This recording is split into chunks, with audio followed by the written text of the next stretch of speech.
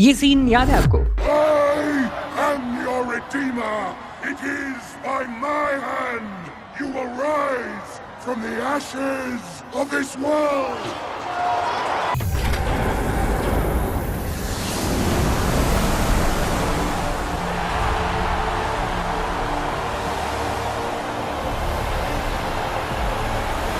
Mad max fury road की ये scene अब इंडिया की रियलिटी बन गई है, जहां द ऑलमाइटी पावरफुल जो ऊपर बैठे हैं एक डिजर्टेड और डिस्टोपियन वर्ल्ड में रिसोर्सेज को कंट्रोल कर रहे हैं और पानी उसकी सबसे बड़ी रिसोर्स है। तो ये एक डिस्टोपियन फ्यूचर की कहानी, बट इंडिया में ये आपको हर समर्स में रियलिटी जैसी लगेगी।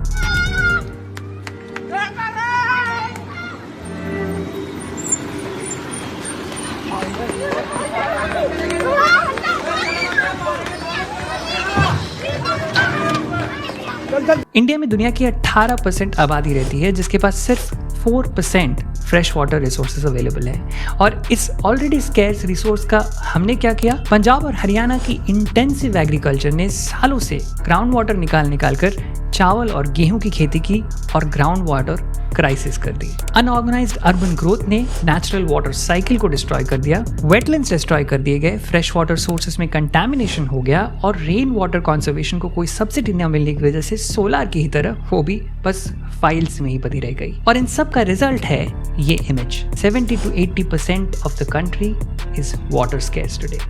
ये गवर्नमेंट डेटा ही है, by the way, NITI Aayog ने पब्लिश की है अपने वेबसाइट पे। ये महाराष्ट्र की है, ये दिल्ली की और ये आंध्र प्रदेश की।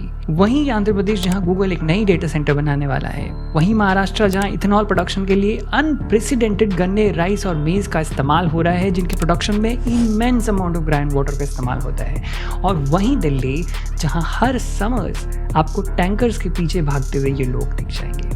और इस बार तो मुंबई और पुणे के करोड़ों के फ्लैट ओनर्स भी इन टैंकर्स की लाइन में लग गए थे। अब जब लंबे इंतजार के बाद बारिश आ गई है, तो हमारा ध्यान इन सब से हटकर मुंबई की बारिश, असम की फ्लड्स और गुड़गांव की वाटर लॉगिंग पे शिफ्ट हो जाएगी। फिर दिल्ली की AQI बन जाएगी नेशनल मुद्दा, और फिर अगली बार एक और डेटा सेंटर की अनाउंसमेंट हो जाएगी।